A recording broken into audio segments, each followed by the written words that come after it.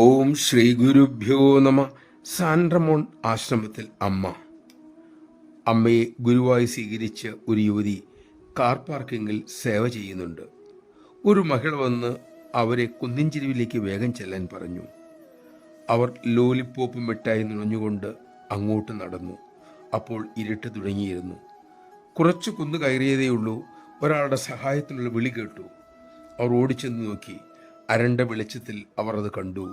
ഒരു യുവാവ് മറ്റൊരാളുടെ മുകളിൽ കയറിയിരുന്ന് ആക്രമിക്കുന്നു. അതൊരു തടിയനാണ് ആക്രമിക്കുന്നത്. അവർ മിഠായി നുണഞ്ഞുകൊണ്ട് തന്നെ തടിയനെ ഉന്തിത്തള്ളി താഴെയിട്ടു.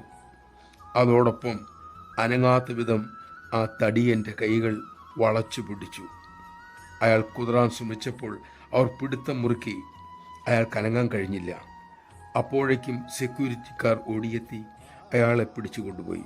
അപ്പോഴും യുവതി ലോലിപ്പോപ്പിൻ്റെ അവസാന തരി നുണഞ്ഞ് ഇറക്കുകയായിരുന്നു.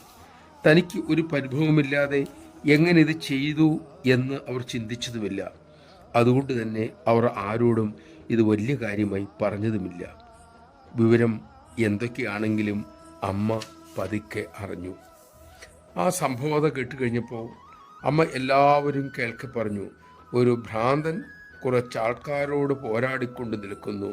അപ്പോൾ ഈ മോൾ ഒരു ലോലിപ്പോപ്പ് കൊണ്ട് അവനെ അടിച്ച് മാനത്തേക്ക് പറപ്പിച്ചു. പിന്നീട് ആ മകളെ ആശ്ലേഷിച്ചുകൊണ്ട് അമ്മ അവരുടെ മൂർധാവിൽ ചുംബിച്ചുകൊണ്ട് പ്രേമപൂർവ്വം പറഞ്ഞു, മോൾ എത്രമാത്രം ധൈര്യമാണ് അപ്പോൾ കാണിച്ചത്. അഹങ്കാരമില്ലാതിരുന്നപ്പോൾ ഈശ്വരൻ്റെ അമ്മയുടെ കയ്യിലെ ഒരു ഉപകരണമായി താൻ പ്രവർത്തിക്കുകയായിരുന്നു അപ്പോൾ എന്ന് യുവതിക്ക് മനസ്സിലായി. നമഃശിവായ. പരിഭ്രമമില്ലാതെ, പേടിയില്ലാതെ, അതായത് അഹങ്കാരമില്ലാത്ത ആ അവസ്ഥയിലാണ് ഇത് സംഭവിക്കുക. മിഠായി നുണഞ്ഞുകൊണ്ട് അയാളെ നേരിടാൻ അവർക്ക് കഴിഞ്ഞതും അതുകൊണ്ട് തന്നെ.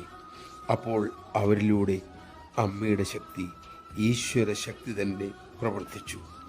അമ്മയാണ് തന്നിലൂടെ പ്രവർത്തിച്ചതെന്ന് അവർക്ക് ബോധ്യവുമായി.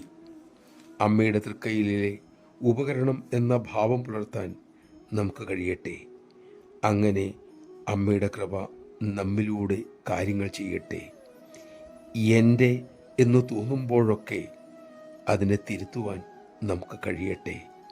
അതിനായിട്ടുള്ള ശക്തിക്കായി നമുക്ക് അമ്മയോട് തന്നെ പ്രാർത്ഥിക്കാം.